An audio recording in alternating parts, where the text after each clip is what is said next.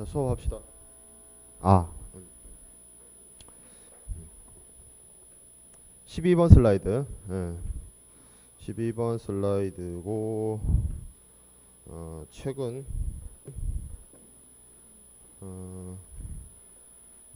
69쪽. 69쪽. 해상보험 계약에 대해서 좀 살펴보도록 하겠습니다.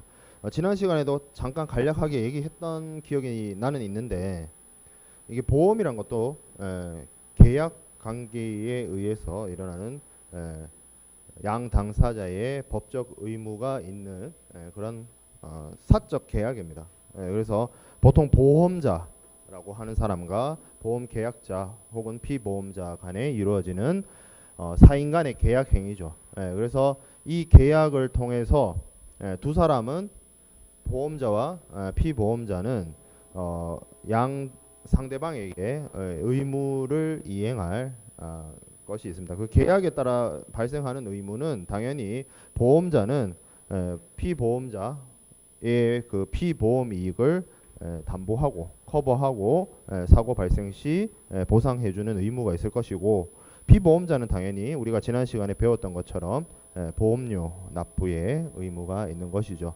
그래서 그러한 사인 간의 계약인데, 우리 다음 시간에 또 곧 다음 시간 앞부분에 좀 정리하고 넘어가겠습니다만, 여기 보면 해상보험 계약의 정의가 나와 있어요. 이 정의는 제가 내린 것도 아니고 어떤 교수님이 내리신 것도 아니고 어디서 비롯된 말이냐면 MIA라는 영국 해상보험법의 1조에서 규정되어 있습니다. 어차피 다음 시간에 하긴 할 거니까 MIA에 대해서 MIA 내용을 뭐 원문을 붙잡고 수업을 할 생각은 이번 학기엔 별로 없어요. 그 뭐 그렇게 하니까 학생들의 집중도만 떨어지는 것 같아서 별로 그렇게 할 생각은 없는데, MIA가 뭐라는 거 정도는 학습을 할 필요는 있습니다. 그리고 어차피 한 학기 동안 나가는 수업 내용에 거의 거의 절반 이상이 MIA의 내용을 담고 있는 경우가 되게 많습니다. 그래서 이게 MIA에 있는 내용이다라고 싶으면 분명히 얘기를 할 텐데, 책 있는 사람들은 47쪽 보면 돼요. 47쪽. 이게 영국의 해상보험법입니다. 영국의 해상보험법이 뭐 그렇게 대단하다고, 우리나라 법도 아니고 영국 해상보험법이 무엇이 그렇게 중요하냐. 해상보험에서 굉장히 중요합니다. 이게 단순히 영국이라는 한 나라의 보험법에 그치지 않고 사실상 국제무역에서 사용되고 있는 이 해상보험의 국제적 중거법 역할을 하고 있습니다. 일국의 법이 그만큼 중요한 역할을 하고, 왜 이 정도의 위상이 됐느냐, 당연하겠죠. 보험이 시작된 나라가 영국이고, 이 MIA란 법이 언제 만들어졌냐면 1905년에 만들어졌어요. 우리나라가 을사조약할 때죠. 그때 만들어진 법이 100년 넘게 쓰이고 있습니다. 지금 현재도 현행 법이에요. 옛날 법이 아니고. 이 법이 그 전에 로이즈가 1700년대 나왔잖아요. 근데 이 MIA는 1905년에 나왔거든요. 그 무슨 역할을 했냐면, 그 이전에 로이즈 보험으로 태동해서 보험이 발전을 하는 과정 속에서 발생했던 여러 가지 간섭이나 갈래라든지, 영국은 또 특히 영미법, 판례 중심주의죠. 그래서 그 전에 있던 여러 가지 판례나 이런 것들을 총정리한 그런 법이었어요. 만들어질 때도 그렇게 만들어져서 쭉 이어져 내려오고 있고, 지금도 국제무역의 해상보험의 중거법 역할을 하고 있습니다. 이 위상이 어디까지 미치냐면, 우리나라 대법원 판례 같은 거를 혹시 법대가 없어져서 이제는 그런 친구들이 없겠네요. 그 판례 같은 데 보면 해상보험 사고와 관련돼서 보험회사와 피보험자 간에 소송이 붙으면 판결문에 꼭 그 얘기가 나와요. 영국 해상보험법에 따라 어쩌고 저쩌고.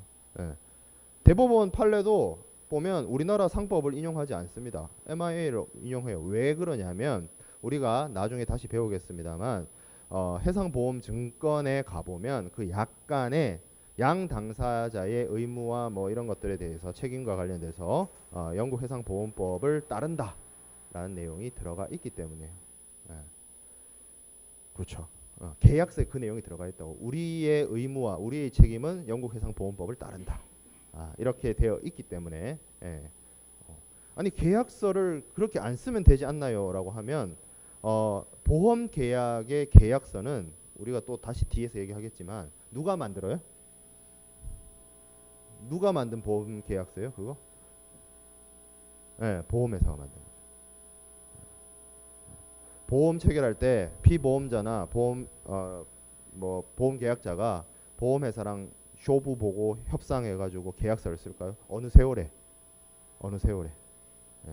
이미 만들어진 보험회사의 정책과 보험회사의 방향과 보험회사의 약관과 보험회사의 영업 정책이 더해진 이미 만들어진 계약서에다가 피보험자는 사인만 할 뿐이에요.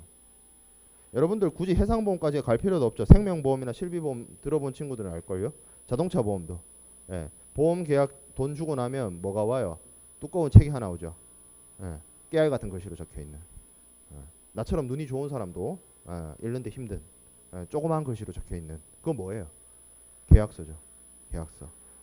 물론 정보 프로그램에서 그 얘기하죠. 잘 읽어봐야 된다. 잘 읽어볼 수가 없죠. 너무 내용이 많아서. 그래서 이제 뭐 법이 바뀌었죠. 뭐 중요한 내용은 알려줘야 된다. 뭐 이렇게 바뀌었는데 어찌됐든 그 얘기를 하는 것이 아니라 그렇게 되어 있기 때문에 이 영국 해상보험법의 위상이 중요합니다. 이 해상보험을 공부하는 사람 입장에서는 MIA를 이야기 안 할 수도 없고 중요하게 다뤄야 될 부분이고 혹시 여기서 뭐 관세사 시험 같은 거 준비하는 친구 있으면 MIA 원문을 봐야 돼요. 결국에 MIA 원문을 뭐 우리말로라도 거의 쓸 수 있을 정도가 돼야 될 거야 아마 MIA가. 자, 그래서 MIA 1조에 뭐라고 얘기하고 있냐면 해상보험 계약은 그 계약에 의해 합의된 방법과 범위 내에서 해상손해, 즉 해상사업에 수반하는 손해를 보험자가 피보험자에게 보상할 것을 확약하는 계약이다. 손해를 보험자가 피보험자에게 보상한다. 그걸 약속하는 계약이다. 이 말은 알겠어요. 근데 여러분들이 좀 생소한 단어가 한 두 가지 정도 등장합니다. 해상손해, 해상손해, 그리고 해상사업. 이 말이 등장을 하죠. 그래서 해상사업은 뭐고 해상손해는 뭔지 여기에 적혀 있습니다. 그죠? 해상사업이라고 하는 거는 크게 한 세 가지 정도로 얘기를 할 수 있어요. 첫 번째가 선박, 배나 화물이 해상 위험에 노출되는 거. 그런 거죠. 내 배나 내 화물이 해상 위험에 노출되는 거. 그러면 해상 손해란 게 결국 해상 사업에서 입은 손해를 뜻한다고 했으니까 이 해상 사업을 하는 도중에 발생되는 이 위험 있죠. 이 해상 위험. 여기로부터 내가 입는 손해가 결국에는 해상 손해가 되겠네요. 그렇죠? 기납법이 되잖아요. 그죠? 해상 손해는 해상 사업 중에 입는 손해. 해상 사업은 내 선박이나 내 화물이 해상 위험에 노출되는 경우라고 했으니까. 그렇죠? 그럼 해상 위험은 과연 무엇이냐? 바다의 항해에 기인하는 위험과 항해에 부수하는 위험으로 나뉩니다. 그리고 그러한 것들은 주로 이렇게 표현되어지고 있어요. 해상 고유의 위험, peril of the sea, 화재, 전쟁, 해적, 강도, 절도, 포획, 납포, 국가의 공권력에 의한 억류나 억지. 여기 뭐 군주와 국민의 억류 및 억지 돼 있는데 이거는 군주와 국민은 국가 공권력이라고 생각하면 돼요. 그 나라의 주권이 국민에게 있는 나라도 있고 우리나라처럼 명목상으로 실질적으로는 안 그렇지만 명목상 군주가 있는 나라들이 있죠. 대표적으로 뭐 영국이라든지 뭐 일본이라든지 그런 나라들. 예, 그 얘기를 하는 거예요. 예, 공권력에 의해서 선박이나 화물이 억류, 억지 당하는 경우. 투하, 예, 선언의 악행, 그리고 이와 동종의 비슷한 보험증권에 기재되는 일체의 기타 위험, 이런 것들을 전부 다 해상 위험이라고 합니다. 쭉 보면 몇 가지 생소한 단어들이 있을 수 있습니다. 선원의 악행, 저거는 배에 타고 있는 선원이 화물이나 선박에 고의적으로 해를 사보타지하는 거죠. 일종의. 그런 경우도 있을 수 있고 충분히. 투하는 뭐냐면 화물을 바다에 버리는 겁니다. 던지는. 그리고 뭐 억류, 억지는 붙잡아 두는 거니까 항구 같은 데에 이제 붙잡아 두는 걸 의미하는 거고, 포행, 납포는 뭐 항해 중에 있는 배를 이렇게 잡는 거죠. 꼼짝마. 그래서 잡아들이는 거고, 강도가 있고 절도가 있습니다.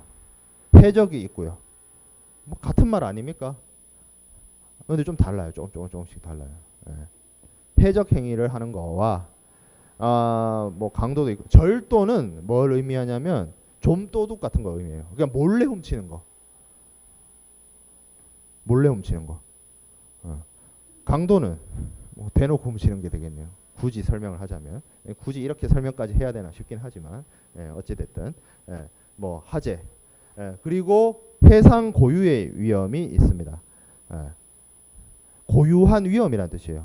peril on the sea가 아니라 바다에서 일어나는 위험이 아니라 바다가 가지고 있는 바다만의 위험을 해상 고유의 위험이라고 합니다. 사실 여기 보면 불이나 전쟁이나 강도나 절도나 이런 것들 육상에서도 만날 수 있어요.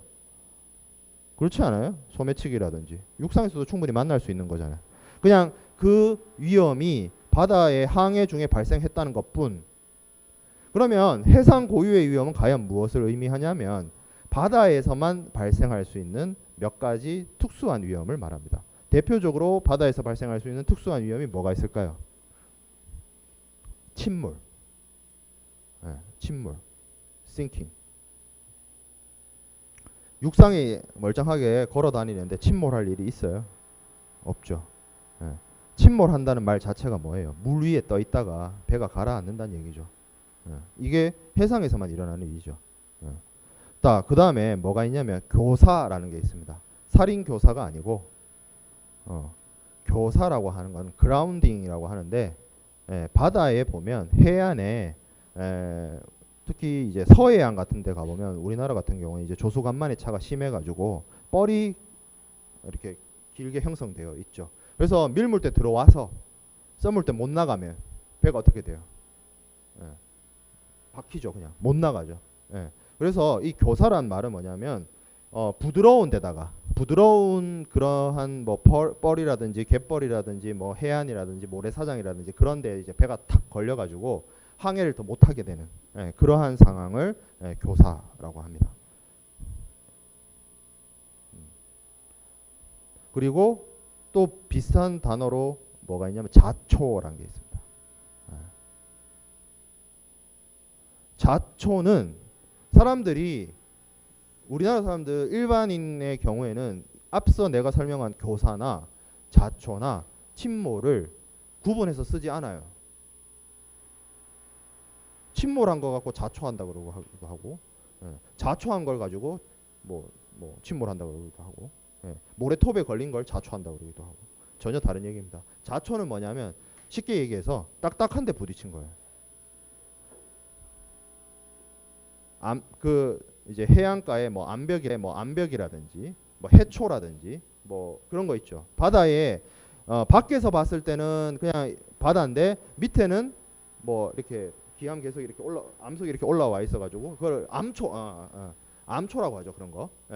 밖에서 봤을 땐 바다야. 근데 배가 이렇게 밑부분으로 지나가다가 암초 같은 데 걸리면 배가 이제 거기서 이제 걸려서 더 앞으로 못 나가거나 그렇게 되면 차라리 낫지. 어떤 경우가 있어요? 쭉 긁는 거야. 그래서 구멍이 나요. 모르고 가다가 이제 가라앉는 거죠. 그러면 이거는 침몰이라고 안 하고 자초했다고 합니다. 자초. 딱딱한 데 걸리는 거. 자초. 차이가 있습니다. 그리고 이제 배라는 게 여러분들이 뭐 타본 사람도 있고 뭐 하지만 이게 가만히 있지 않아요. 배가 바다로 나가면 유람선 말고 한강 유람선 말고 바다에 뜨는 배들. 그리고 우리나라 근해 말고요. 가까운 바다 말고 먼 바다를 딱 나가면 일단 바다에 너울이 지기 때문에 계속 흔들립니다. 그걸 이제 롤링 한다 그래요. 배가 이렇게 흔들거려요. 그러다가 갑자기 이게 세지거나 아니면 배의 무게 중심을 못 잡게 되면 어떤 일이 벌어질 수 있어요? 오뚜기가 이렇게 하다가 어느 임계점으로 넘어가면 배가 뒤집힐 수도 있죠. 전복의 위험성도 있죠. 그런 것들은 진짜 바다 항해 중에 발생할 수 있습니다.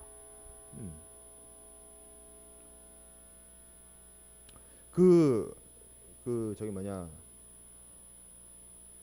뭐 이런저런 누가 나랑 얘기를 하다가 뭐 그 얘기를 하더라고. 왜 그 대체 역사 쓰는 사람들 있잖아. 역사에 대해서 일말 지식도 없으면서 뭐 그런 얘기 하더라고. 우리가 임진왜란 끝나고 나서 일본을 쳐들어가면 어땠을까? 그 이순신 장군이 쓰신 배들 있죠. 그 배는 먼 바다로 나가는 순간 더 이상 배가 아니에요. 그거는 먼 바다를 항해할 수 있는 배가 아니에요. 왜? 밑부분이 이렇게 돼 있잖아요. 평저선이잖아요. 평저선은 강이나 호수나 요 근해, 육지가 딱 저기 보이는 정도의 가까운 바다, 그런 데를 항해할 수 있어요. 이게 안 심하기 때문에 너울이 일단 심해지면 바다하고 배가 만나는 점이 커진다는 것 자체가 되게 위험합니다. 되도록이면 바다하고 만나는 점을 좁혀야 돼요. 이렇게 배가 이렇게 될 수밖에 없어요. 그렇죠. 인류가 이 조선 기술을 발전시켜 오고 발달시켜 오는 과정 속에서 얼마나 수많은 시행착오를 겪었겠어요. 얼마나 수많은 사람들이 바다에 빠져 죽었고. 이 바다란 곳이 만만한 곳이 아닙니다. 절대 만만한 곳이 아니에요. 저는 아마 죽을 때까지 배를 탈 생각은 없어요. 제가 탄 배는 유람선이 끝이에요. 비행기 타고 다닐 거예요. 아무리 뭐 운송 이런 거 이제 전공하고 했지만 별로 큰 배들 조선소 이런 데는 많이 가봤어요. 항구도 뭐 세미나 이런 것 때문에 많이 가봤고 하지만 배는 안 탑니다. 섬도 잘 안 가요, 솔직히. 살면서 제주도 놀러를 딱 한 번 가봤어요. 별로 안 좋던데 나는. 해산물을 별로 안 좋아하기도 하고 뭔가 갇힌 듯한 느낌이 들어서. 왜 그렇게 우리나라 사람들이 제주도에 이렇게 가고 싶어서 난리하는지 잘 모르겠어요. 제주도보다 큰 땅은 섬이 아니죠. 뭐 호주 보고 섬이라 하지는 않잖아. 그죠? 제주도보다 큰 땅덩어리는 내가 갈 생각이 있는데 어찌 됐든 바다가 그렇게 위험한 곳이다. 사실 지금은 뭐 그런 얘기도 누가 나한테 묻더라고. 대마도 같은 경우에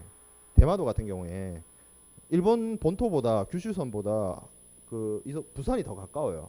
혹시 아는 사람들은 모르겠지만 저걸 왜 저렇게 놔뒀을까? 지금이야 가깝지. 그 시대 때는 조선시대 고려시대 때는 넘어가는 것 자체가 죽으러 가는 거예요. 쉽지 않아요. 쉽지 않았다니까. 아니 그러면 일본은 어떻게 우리나라에 한 15만 명의 병력을 한꺼번에 보냈습니까? 그거는 항해를 했다라고 하는 게 아니고 배의 조류에 따라서 표류했다 하는 게 맞아요. 그 시대의 항해 기술로는 솔직하게 말해서 내가 알기로는 그게 뭐가 있어요. 동력선이 아니잖아. 바람의 힘으로 가는 거잖아. 그러니까 정확하게 말하면 그 규슈 이쪽 거기서 이끼섬이라고 있어요.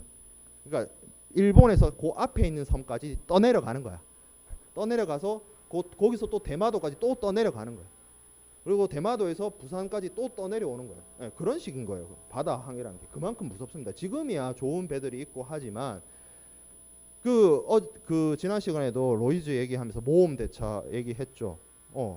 그런 계약이 가능한 게 뭐냐면 그만큼 바다로 나간다는 게 위험한 행위이고 위험을 수반하는 행위였고 보험이 필수 불가결하게 발달할 수밖에 없었다는 거예요. 그래서 지금 얘기하고 있는 이러한 해상 고유의 위험. 그래서 해상 고유의 위험이라고 하는 거는 지금 얘기한 것처럼 뭐 침몰이라든지 교사, 자초, 전복 이런 것들을 얘기를 합니다. 그래서 이러한 위험으로부터 발생하는 손해라는 거죠.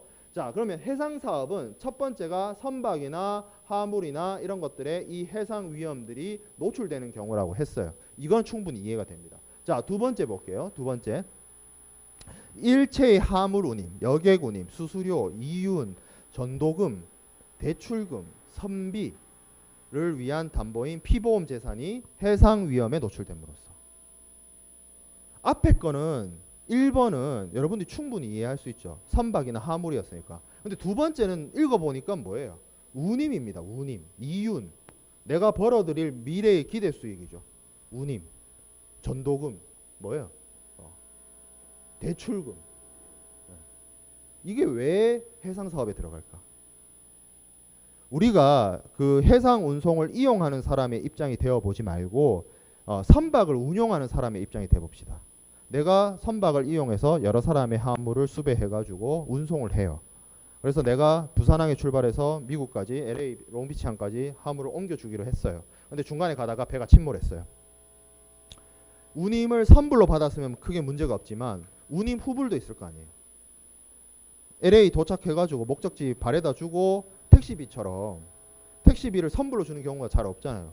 미터 끊어가지고 미터기 끊어가지고 후불로 주잖아요. 운임을 후불로 받기로 했는데 중간에 항해 중에 배가 침몰해가지고 더 이상 항해가 지속되지 못했어요. 그럼 내가 목적지 도착해서 받으려고 했던 운임들은 어떻게 되죠? 잃어버리게 되죠. 손해가 나죠. 내가 벌었어야 할, 내가 해상 사고가 발생하지 않았으면 당연히 내 주머니로 들어왔어야 할 돈들이 못 들어오게 됩니다. 이미 근데 나는 이 배를 준비하고 많은 투자를 했어요. 저 선박을 통해서 해상 사업을 이제 운송 사업을 하기 위해서 많은 투자를 이미 한 상태에서 사고가 나가지고 내가 미래에 기대하는 수익을 못 벌어들였어요. 그걸 손해라고 하지. 손해가 아닐 수가 없죠. 그런 것들도 당연히 보험의 대상이 됩니다. 그리고 여기 있는 말들 중에 거의 대부분이 아는 말이지만 선비란 말이 있습니다. 2번의 세 번째 줄에 있죠. 디스버스먼트. 저거는 뭐냐면 선박의 운용 비용이라고 생각하면 돼요. 쉽게 이해해서. 배가 크잖아요. 진짜 컨테이너선들 요새 만들어지는 대형 컨테이너를 가까이 가서 보면 기가 차요. 너무 커서. 진짜 63빌딩 많아요. 63빌딩이 옆으로 누워 있어요. 바다에. 그 정도로 큰 배면 얘네들이 기름을 얼마나 먹겠어요. 벙커 CU 혹은 요새 뭐 중유 이런 거 쓰는데 선박의 운용 비용이란 게 장난 아닌 수준입니다. 굉장히 비쌉니다. 이건 뭐 선박보험 가서 다시 얘기하겠습니다. 그 부분은. 자, 세 번째, 피보험 재산의 소유자 또는 피보험 재산의 기타 이해관계가 있거나 책임이 있는 자가 해상 위험 때문에 제3자에 대해서 배상 책임을 부담하는 경우. 이거는 저기 지금 적혀 있는 용어들이 조금 어렵긴 한데 배상 책임이란 말에서 답이 나오죠. 자동차 같은 경우에 뭐예요? 뭘 말하고 싶은 거예요? 대차, 대물, 대인 이거 말하는 거죠. 내가 보험에 든 나의 선박이나 이런 것들을 통해서 혹시 다른 사람에게 다른 사람의 생명이나 재산에 피해를 주게 된다면 물어줘야 될 거 아니에요. 그래서 요 세 가지가 나의 선박, 나의 화물, 그리고 내가 미래에 기대하고 있는 기대 수익, 그리고 나의 선박이나 화물로 인해서 제3자가 입을 수 있는 그러한 피해에 대해서 물어주는 것이 해상 사업입니다. 이거를 보험이 부보하고 보상하는 거예요. 그게 보험 계약이다 하는 거죠. 자, 해상보험의 법적 성질 봅시다.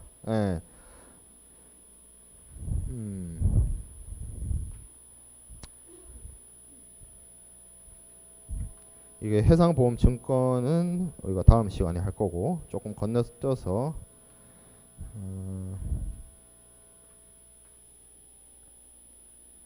어디 있지? 어디더라?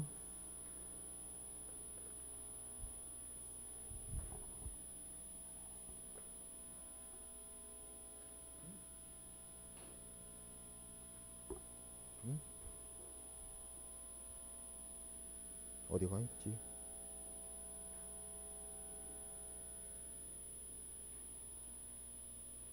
아닌데.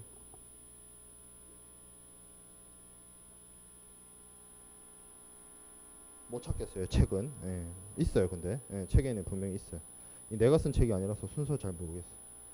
순서 약간 강의 자료 순서하고 책 순서하고 좀 뒤죽박죽이에요. 그건 뭐 어떨 수 없어요. 내가 쓴 책이 아니라서. 자, 해상보험의 법적 성질을 좀 살펴볼게요. 첫 번째가 낙성계약, 두 번째 쌍무계약, 세 번째 유상계약, 네 번째 불료식계약입니다. 혹시 국제상학 수업 시간에 들어본 친구들은 많이 봤는데 싶을 거예요. 맞아요. 무역계약의 성질하고 똑같아요. 낙성계약입니다. 당사자 간 의사 합치가 있으면 계약 성립할 수 있습니다. 요새는 업무 관계가 좀 형성이 잘 되어 있으면 전화 한 통으로도 보험 들 수 있어요. 해상보험 같은 경우. 그러니까 운송회사 입장에서 이 해상보험회사는 계속 계약 관계를 맺고 있거나 아니면 포괄 예정 보험을 들어놨거나 뭐 이런 경우에라면 몇 날 며칠 날 어느 항구에서 몇 번 배 이름 뭐 해가지고 어떻게 합니다. 그러면 그게 일종의 통지가 돼버려서 보험 계약이 성립될 수도 있습니다.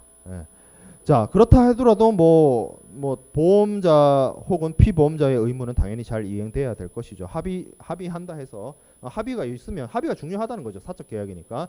자, 두 번째 쌍무 계약입니다. 앞서 잠깐 얘기했다시피 보험자는 피보험자에게 이제 담보를 제공하고 커버를 해주는 거고 사고 발생하면 보상을 해주는 거고 피보험자는 뭘 준다? 보험료를 준다라는 거죠. 보험료 지급 의무를 가진다. 양방의 의무를 가진다. 일방적인 의무가 아니다. 쌍무계약이라는 뜻이고. 자, 유상계약. 이게 보험료 지급과 보상, 손해 발생 시 보상이라는 금전에 얽혀있는 경제적인 약속 이런 것들이죠. 그래서 뭐 여기서는 약인이라고 하는데 보험자가 피보험자에게 손해 발생 시 보상을 해주겠다라고 하는 약속의 반대급부로서 보험료를 지급하는 것이기 때문에 유상계약이다. 자, 그리고 불료식 계약입니다. 불료식 계약. 근데 이거는 여러분들이 충분히 오해할 수는 있어요. 어떤 오해를 할 수 있냐면 불료식 계약이라는 말 자체가 특별한 형식이나 특별한 요건이나 이런 것들을 요구하지는 않는데 원래는 그래요.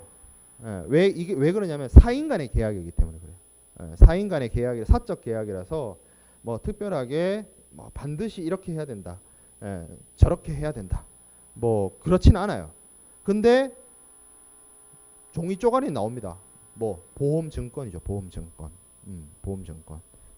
그거는 양 당사자가 계약 관계를 체결할 때 보험 계약을 체결할 때 좀 더 원활하고 좀 더 수월하게 이미 작성되어 있는 표준 약관이나 양식에 따라서 보험 계약을 체결하는 것일 뿐 그걸 뭐 법적으로 강제를 한다든지 법에 그러한 우리나라 상법에 저러한 뭐 보험 계약서나 보험 증권이나 이런 것들의 뭐 내용이 뭐 규정되어 있거나 자세하게 세부적으로 정해져 있거나 그렇진 않아요.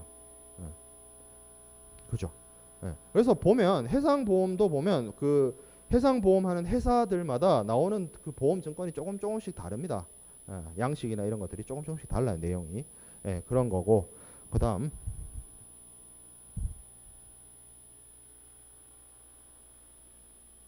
부합계약. 부합계약. 부합계약이란 말이 그 말입니다. 아까 잠깐 얘기했어요. 뭐예요? 계약 내용을 양 당사자가 상호 이야기해서 상호 합의해가지고 정하는 방식이 아니라 보험자가 이미 작성해 둔 약관을 피보험자에게 들이밀면 피보험자가 그걸 검토하고 서명하는 방식인 거죠. 계약 체결의 협상의 시간을 단축시켜주고 보험 계약을 어떻게 보면 표준화시키기도 하고 여러 가지 측면에 있어서 장점이 분명히 있습니다. 이게 뭐 악용만 되지 않는다면 너무 피보험자에게 불리하게 적용하지만 않는다면 충분히 효율적으로 사용할 수 있다라는 거죠. 자, 그 다음에 사행계약입니다. 사행계약. 이 해상보험이라는 것 자체가 해상사고가 반드시 일어날 것이다 라는 것을 가정하고 하는 계약이 아닙니다. 불확실성이에요. 사건, 사고가 일어날 확률의 게임이에요. 그런 사행성이 있다라는 거죠. 그리고 독립계약, 계속계약 이렇게 얘기를 하는데 독립계약이라는 거는 특별히 뭐 어떠한 다른 계약에 종속된 계약이 아닙니다. 양 당사자가 자체적으로 하는 것이고 무역계약의 대상자는 매도인과 매수인이기 때문에 수출자와 수수입자 그 두 사람 사이에 일어나는 계약인 것이고 이 보험계약이라는 건 결국에는 보험자와 피보험자 간의 계약이기 때문에 이건 완전 별개의 계약이에요. 계약 관계로 놓고 봤을 때는. 그 얘기를 하는 것이고 계속계약 이거는 보험자가 보험기간 보험 책임 기간 동안에 발생하는 사고에 대해서 계속적으로 책임을 진다. 의무를 가진다라는 것입니다. 자, 그리고 선의계약선이라고 되어 있는데 우리가 첫째 주에 보험의 원리를 얘기하면서 언급했어야 하는 부분이긴 한데 그때 안 하고 넘어간 것 중에 하나가 뭐였냐면 최고 선의의 원칙 뭐 이런 얘기가 있습니다. 그러니까 성실하고 진실되게 최선을 다해서 행동을 하라. 누가? 보험자나 피보험자. 보험의 이 계약, 보험 계약의 당사자들아 너희들이 진실되게 행동하고 최선을 다해서 행동을 해라. 진실되지 않으면 뭐가 발생하겠어요? 보험 사기가 발생하겠죠. 최선을 다하지 않으면 손해방지가 제대로 되지 않겠죠. 그런 요구를 하고 있습니다. 자, 그리고 유한 책임 계약. 유한이란 거는 한계가 있다는 거죠. 어디까지? 보험 계약에 따라서 보험자는 계약 내용에 해당되는 만큼의 책임을 지지 무한 책임을 지는 것은 아닙니다. 그래서 보험 계약 내용에 보면 보험금의 한도를 정해 놓는다든지 아니면 보험자 면책을 규정하고 있다든지 하는 내용들이 함께 들어가게 됩니다. 자, 해상보험계약의 성립 볼게요. 해상보험계약의 성립. 청약과 승낙. 이것도 국제상학 수업 시간에 들어보면 들은 친구들은 이미 아는 말이죠. 뭐예요? 계약 제의를 하는 거죠. 그리고 오케이를 하는 거죠. 맞습니다. 이것도 보험계약도 일종의 사적 계약이기 때문에 양 당사자의 합의가 매우 중요하고 그래서 보험계약자가 계약 성립을 목적으로 보험자에게 내가 이러이러한 보험을 들고자 한다라는 것을 청약하게 되는 겁니다. 그러면 해상보험 계약을 인수해야 되는 보험자는 그 보험 계약자가 제시한 조건이나 보험의 대상이나 이런 것들을 고려하고 오케이 하게 되면 양 당사자의 합의가 이루어진 것이고 보험 계약이 성립하게 되는 거죠. 그죠? 그리고 이러한 보험 계약은 따로 보험 계약서 뭐 이런 식으로 쓰지는 않습니다. 보험 계약서를 대체하거나 보험 계약서가 존재하지 않고 무엇으로 결정이 되냐면 보험 증권, 인슈어런스 팔리시라는 그런 걸 통해서 계약 내용과 그 사실들을 기재하게 되고 거기에 양 당사자가 서명하는 것으로 자신의 의사를 명확하게 명시적으로 표시를 하는 거죠. 그래서 보험자의 의무 중에 진짜 저 보험 증권을 발행하는 교부하는 의무도 분명히 가지고 있습니다. 저게 일종의 계약서 역할을 한다라는 것이고 그 밑에 보험 약관이란 말은 있는데 보험 약관 많이 들어봤죠. 뭐예요? TV 광고 봐도 많이 나오잖아요. 생명보험회사들에서 보험 광고할 때 무슨 약관이 어쩌고 저쩌고 뭐 하죠. 그리고 특약이 어쩌고 저쩌고 하죠. 약관이란 게 뭐냐면 보험 계약 내용 중에 뭐 일부 조항이나 일부 조건이나 그런 것들을 정리해 놓은 것을 약관이라고 합니다. 그러니까 보험 증권 안에 있겠죠. 약관은. 보험 증권 안에 포함되어 있겠죠. 보험 계약과 관련된 뭐 보험자의 의무라든지 피보험자의 의무라든지 아니면 뭐 특약은 특별 약관이에요. 그냥 특별 약관. 별다른 얘기가 아니에요. 그런 내용들이 보험 증권에 들어가게 됩니다. 자, 그러면 보험자의 의무와 보험계약자 또는 피보험자의 의무를 좀 살펴봅시다. 첫 번째, 손해보상 약정. 손해가 발생했을 때 보상을 한다. 너무나 당연하죠. 예, 그리고 두 번째, 보험증권 교부의 의무. 예, 앞서 얘기한 것처럼 보험계약을 체결하면 보험계약서를 따로 쓰는 것이 아니라 보험증권을 보험자가 피보험자에게 교부하는 것으로서 이행을 하게 됩니다. 사실 이 보험증권의 교부, 보험증권을 주는 행위와 피보험자가 보험자에게 보험료를 지급하는 행위는 양쪽에서 의무 이행으로서 동시 이행 조건에 해당될 수는 있어요. 그 얘기가 지금 여기 박스 안에 얘기가 있죠. 뭐라고? 두 번째 줄에 보험계약자는 보험증권을 교부받을 때까지 동시 이행의 항변으로 보험료 지급을 거절할 수 없다. 이게 뭐예요? 무슨 얘기를 하고 있는 걸까요? 보험료 지급의 반대급부는 처음에 제가 잠깐 얘기했는데 뭐냐면 그 보험 계약 기간 동안 보험자가 피보험자를 커버해 주는 거예요. 커버해 주는 거에 반대급부가 보험료 지급이에요.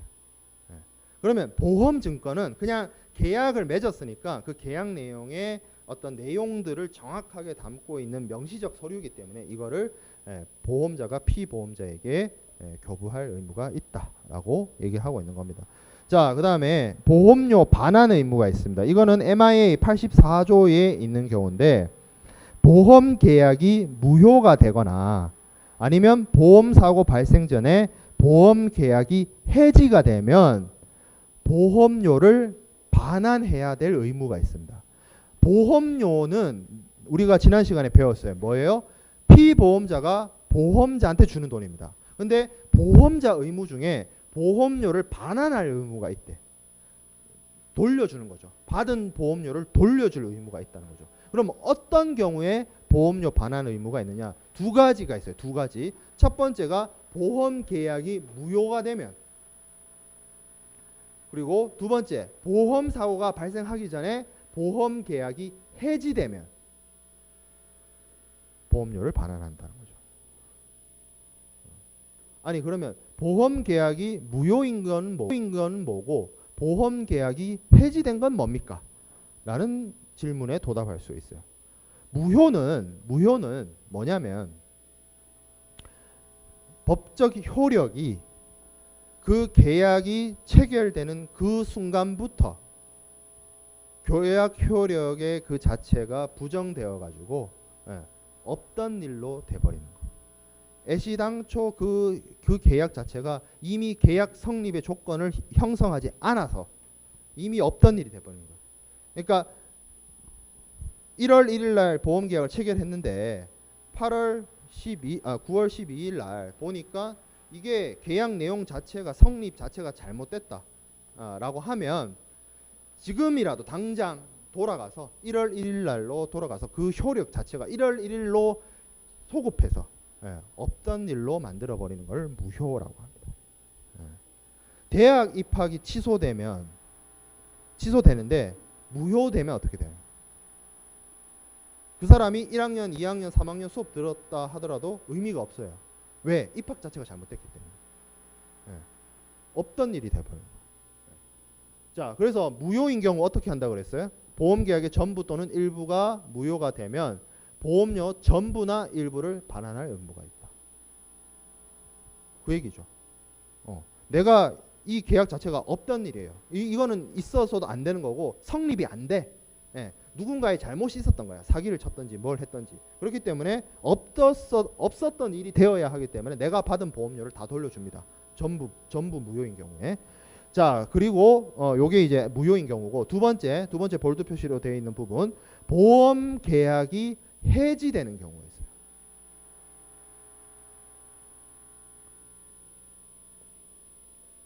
이건 뭘까요? 해지는 뭘까요? 이거는 장래효라고 하는데 법적으로는 여러분들이 저 해지란 말을 주로 어떨 때 쓰냐면 SKT 해지, KT 해지, 통신사한테 해지한다 그럽니다. 근데 이 해지는 어차피 무효처럼 계약 효력을 없애는 거는 같은 의미인데, 무효는 원래 계약 자체가 있었으면 안 되는 거니까 계약 체결 시점으로 돌아가서 그때부터 없는 걸로 하자, 이게 무효였다면, 해지는 뭐냐면 해지를 하는 그 순간부터 이제 앞으로 미래에 그 계약은 더 이상 존속시키지 않게 하는 거예요. 만약에 통신사로부터 해지한다 안 하고 해제한다, 해지 말고 해제한다 이런 표현을 쓰면 어떤 일이 벌어져야 되냐면, 내가 SKT나 KT로부터 2년 약정했던 그 모든 게 없어져야 돼. 그렇죠. 그건 아니라는 거죠. 해지란 거는 미래를 향해서 효력이 발생하는 것이기 때문에 오늘 이 순간부터 너와 나의 계약 관계는 끝이 나는 거다. SKT랑 KT랑 통신사 해지하면 어떻게 돼요? 그 다음 달부터 통신요금 안 주잖아요. 그리고 다른 통신사의 호구가 되겠죠. 그런 거잖아. 그러면 이 보험 계약을 해지한다는 건 뭐겠어요? 처음에 보험 계약을 체결할 때는 보험 계약이 유효했어요. 정상적인 계약이었어요. 근데 이게 시간이 지남에 따라 어떤 여러 가지 사정에 의해서 피보험자가 의무 이행을 안 했다든지 뭐 아니면 주변 환경에 변화가 있었다든지 해서 보험 계약을 해지하게 됐습니다. 그러면 그 해지하는 순간부터 이 보험 계약은 없던 일이 되는 거예요. 그러나 존재 자체가 부정당하진 않아요. 계약 체결 시점부터 해지까지는 유효했던 보험 계약이 되는 거고, 이제 앞으로 효력이 없는 보험 계약이 되는 거예요. 그러면 이제 앞으로 향해서 효력이 없어지는 것이기 때문에 왜 돈을 반납해야 됩니까? 보험료라는 게 이게 건건으로 줄 수도 있지만, 우리가 첫 시간에 얘기했죠. 장기간 계약을 해서 1년 단위로 보험료 계약을 체결해서 포괄 예정 보험을 들 수도 있다. 그렇게 되면 어떻게 될 수 있어요? 미래에 발생할 보험 계약 내용 때문에 보험료를 선급한 경우도 있을 수 있잖아요. 그죠? 그러면 오늘 9월달 지금 오늘 해지를 했다라고 치면 내가 12월달까지 미리 낸 보험료 그거 돌려받아야 되죠. 그 얘기입니다. 그 얘기. 그래서 이게 보험 계약이 무효가 됐느냐 아니면 보험 계약이 해지됐느냐에 따라서 보험회사 입장에서 보험료를 돌려주는 것도 달라지게 됩니다. 자, 그 다음에 보험금을 지급하는 의무. 보험 기간 안에 사고가 발생하게 되면 보험자는 약정한 보험금을 지급할 의무를 가지게 됩니다. 자, 그 다음에 보험계약자 또는 피보험자의 의무 되어 있는데, 첫 번째 가장 중요한 게 보험료죠. 보험료의 지급의 의무. 그리고 두 번째 고지 의무란 게 있습니다. 고지 의무. 이거는 뭐냐면 보험 계약을 체결을 할 때 피보험자나 보험 계약자가 보험자에게 보험 계약과 관련된 여러 가지 정보를 알려주는 것을 고지 의무라고 합니다. 우리가 다음 시간 정도에 이 고지 의무에 대해서 어차피 자세하게 다룰 거예요. 쉽게 이야기하면 뭐 어떤 거냐면, 여러분들이 실비보험 같은 거 들 때 그런 거 한 친구들이, 그런 거 해본 친구들이 있을 거예요. 내가 몸무게가 몇이고 키가 몇이고 나이가 몇 살이고 담배는 얼마 정도 피고 술은 일주일에 몇 번 정도 어느 주량으로 마시고 그 전에 내가 수술 같은 거 혹은 뭐 병을 알아본 뭐 병력이 있는지를 적어서 내게 합니다. 그게 왜 그래요? 그게 보험료 산정에 영향을 주거든요. 여러분들하고 나하고 똑같이 실비보험을 들면 여러분들이 비싸겠어요? 내가 비싸겠어요? 내가 비싸죠. 왜? 내가 여러분들보다 한 열 몇 살 많잖아. 그잖아. 위험률이 다르단 거야. 그러면 이러한 보험 계약자 입장에서 자신이 알고 있지만 보험 계약에 영향을 줄 수 있는 여러 가지 요인들에 대해서 보험자한테 알려줘야 됩니다. 그걸 바탕으로 보험회사는 뭐 보험료를 산정한다든지 손해율을 산정한다든지 뭐 알아서 할 거기 때문에 충분히 이걸 미리 보험 계약 체결 전에 미리 알려줘야 돼요. 자, 세 번째 통지 의무가 있습니다. 통지 의무. 통지 의무는 쉽게 생각해서 뭐다? 사고가 발생했어요. 혹은 내 보험 계약의 대상물이 위험이 변동됐어요. 위험이 급증했거나 아니면 진짜 사고가 났어요.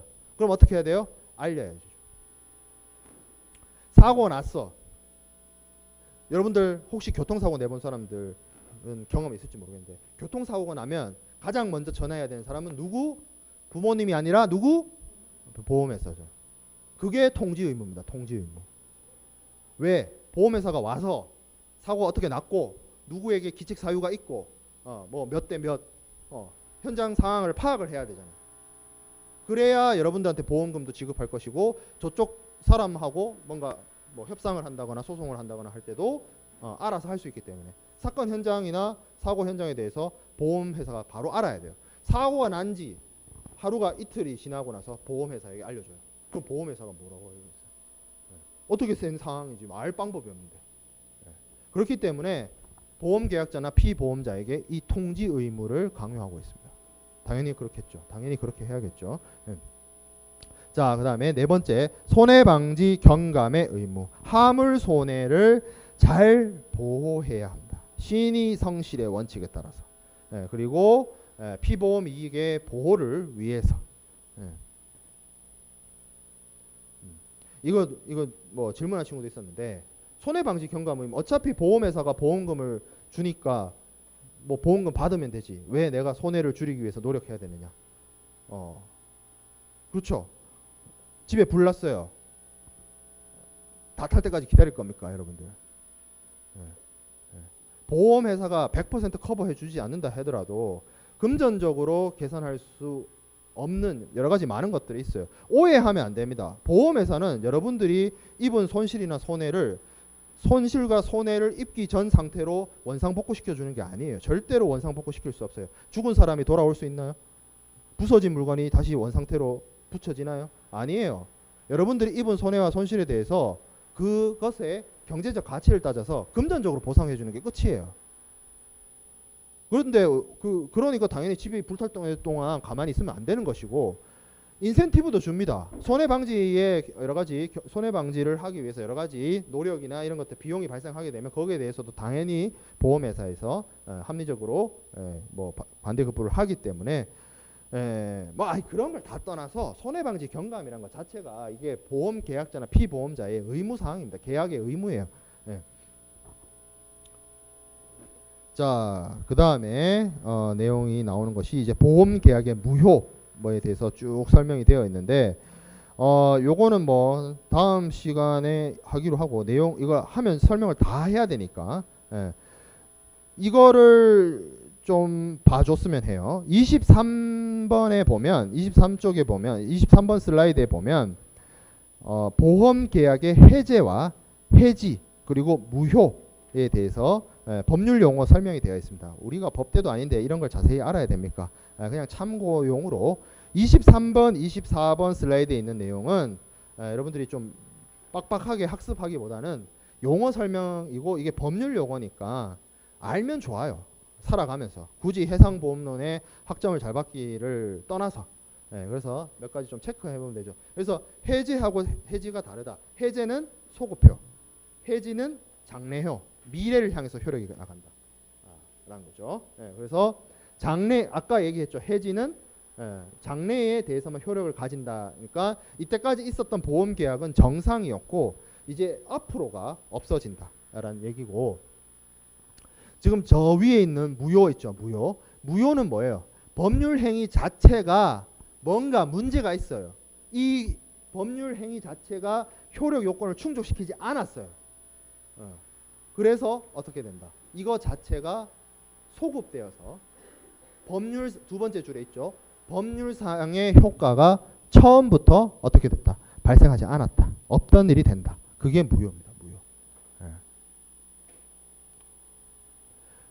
그래서 무효하고 해제가 좀 어떻게 보면 그러한 의미에서의 소급효 효력이 있고요. 해지는 미래를 향해서 장래효가 있고요. 자, 그러면 여기 중간에 보면 취소 있어요. 취소는 뭘까요? 무효하고 취소하고 사실상 효력은 비슷한데 어떤 차이가 있냐면, 무효는 이런 거예요. 내가 어떠한 액션 ACTION을 하지 않아도 뭐예요? 효력 자체가 이거 계약이든 법적 뭐 효력이든 그 성립 자체가 흠이 있어. 문제가 있어. 그래서 없던 일이 되는 거야. 무효는. 취소는 뭐겠어요, 그러면? 액션이 있는 거죠. 내가 액션을 하는 거죠. 내가 액션을 해서 나에게 주어진 권리로 액션을 취해서 없던 일로 만들어버려요. 그게 취소죠. 그렇죠? 여기 있죠. 여기 두 번째 점에 끝에 의사 표시 없이 소급하여 효력이 소멸하는 무효와 구분된다. 여러분들 티켓팅 해놓고 내가 일이 생겨서 못 가요. 그러면 그거 티켓을 취소한다 그러지. 티켓을 무효한다 이렇게 안 하잖아요. 일상생활에서 이미 이게 어려운 법률 용어가 아니야. 가만 보면 여러분들 다 일상생활에서 쓰고 있는 말이에요. 이 중에서 통신사 번호 이동하면서 통신사 해제해 이런 표현을 쓴 사람 아무도 없잖아. 통신사 해제한다 그러지. 인터넷 해제한다 그러지. 그러잖아요. 티켓을 티켓팅 해놓고 이거 아니면 영화표 예매해놓고 이거 할 때 영화표 무효시킨다 이러지 않잖아. 영화표 취소한다 그러잖아요. 이미 여러분들 쓰고 있는 말이라니까. 이거 어려운 말이 아니에요. 근데 이제부터는 배웠으니까 좀 더 명확하게 이런 의미의 차이가 있구나를 알고 쓰자라는 거죠. 네, 수고했고 다음 주에 봅시다. 잠깐만. 그 학교에서 뭐 11월 달에 언제지?